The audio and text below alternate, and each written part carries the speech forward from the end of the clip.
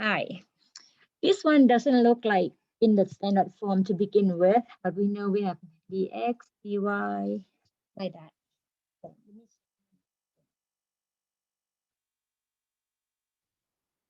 this is something slightly different than the one that we did.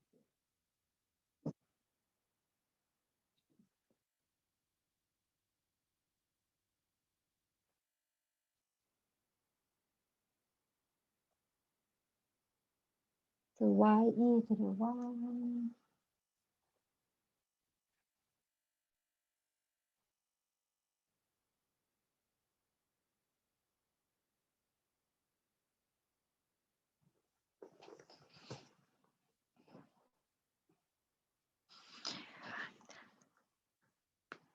Okay, if we write as dy by dx, so we have y here equals y to the y minus 2x dy by dx. Okay, if we treat it this way, that means y is the dependent variable and x is the independent variable. Okay, when you rewrite it as a standard form, you would get like this dy by dx, this term, it's still attached to the term like multiplied by y, multiplied by e to the y. So if you rewrite it, you have y e to the y dy by dx minus 2x times dy by dx. Do you notice something? If we treat it this way, y is the dependent variable and multiplied by the function of itself and multiplied by itself.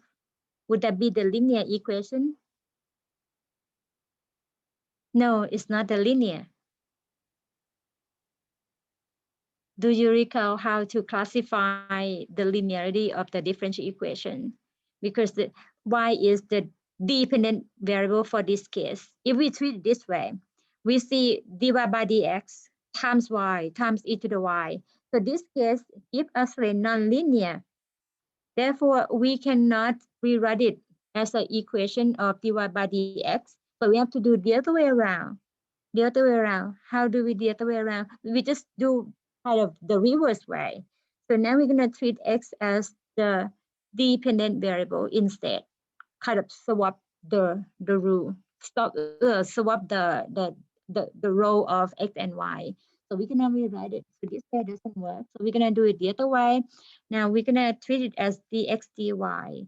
So if we write, so y times dx over dy equals y e to the y minus 2x.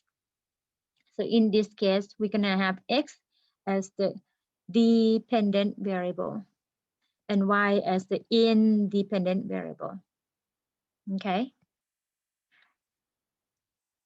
So if we write it in the standard form, we have dx dy and move the x term here over.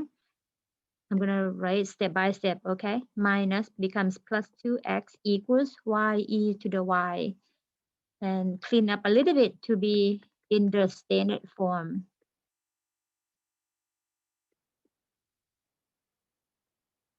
You see that?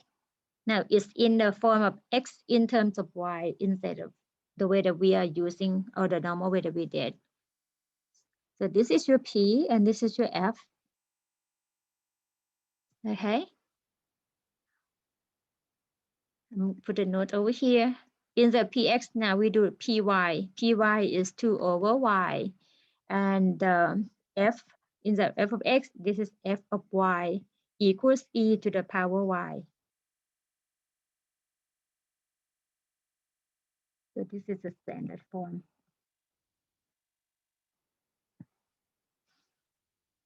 And then next, find the integrating factor.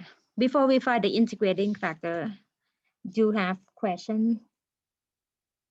You see how the problem is treated? We are used to the way that the y depends on the x or dy by dx. But for this case, since we look at the linear, the first order linear, if we treat the normal way, it's not linear. So we cannot use the formula or the way the process we did. So we have to do another way. Another way. Sometimes the problem doesn't tell you whether the x is dependent or independent. You have to look at it and classify it whether it's linear or not, whether you can use the technique that we are using. So for this case, right, we have the p and the f. Next, the mu would be e to the integral. Instead, the px going to be py. I write the formula again. With respect to y, e to the integral 2 over y with respect to y. We have what? E to the 2 times natural log of y. Simplify to be, if you need more algebra, I'm going to write the e to the natural log of y squared. And you can see that your mu is y to the second. The little algebra right there, right?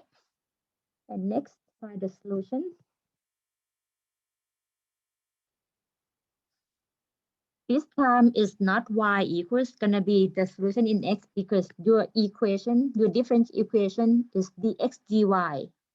Okay, therefore the solution gonna be x equals 1 over mu multiplied by the integral of the mu times f of y with respect to y plus c. The mu is y squared. The integrand gonna be y squared multiplied by mu by f, which is e to the power y, e to the power y dy plus c. Okay, and by parts again. Can you see by parts again? And no additional substitution before by parts. So I'll let you guys finish this. Is any of you not familiar with the tabular by parts? By parts is very powerful. Yeah, go ahead, Christian. Oh, you mean the table thing? Mm-hmm, mm-hmm. Yeah, no, I didn't learn that. Yeah, I never learned that trick either. Okay, but you are okay with the traditional by parts Oh, technique, yeah, right? Yeah, I got yeah, a good yeah, yeah. grip on that. Uh-huh. Yes. That's very good. That's I would say the traditional way is the solid and concrete. But in the case that the power is not power 2, for example, power 4, power 5, some more like you have to do like multiple times of the Mhm. traditional by parts.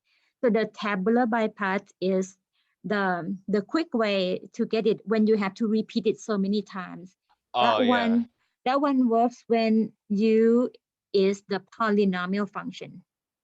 It has to be polynomial, otherwise you will not get out of the loop, because when you find the derivative of the polynomial, you can keep going until you hit 0, right?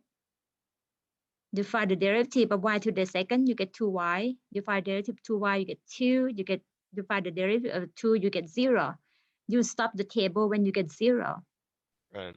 Yeah, but the tabular by part doesn't work when you have like y to the power 1/2 or y to the power let's say like 5, not like with some non-integer term. It cannot be done by tabular because the tabular we use the power rule. You keep going by reducing the power by 1, you will hit the power, the 0 later on. Okay, so just the special case of by parts. It's Yeah, very thank you. convenient. You're welcome. So the u in this case is y squared. The integral part is going to be e to the y. And again, y squared would be 2y, and then 2, and then 0. How long is it of the table depends on how many rows you're going to get down to 0. And then the right hand side, you just keep going, finding the antiderivative. And then multiply, cross way down. The first product has plus sign in the front, minus sign, plus sign, kind of alternate inside. Okay, so 1 over y, and then this going to be first product y squared e to the y. Second product is minus 2y e to the y. The last one is 2e to the y, and then plus c. And divide all by y squared. So we have e to the y minus 2 over y e to the y plus 2 over y squared e to the y, and then plus c over y squared as a solution for this differential equation. Okay, and the transient term for each term, this e to the y not approaching 0. We know exponential is growing. So e to the y over y, think about which function growing faster, exponential going faster. So this one not approaching 0. Same as this, not approaching 0. Only the last term that approaching 0, the c over y squared. So one transient term, that means eventually the 3 terms gonna be the dominant terms of the function graph.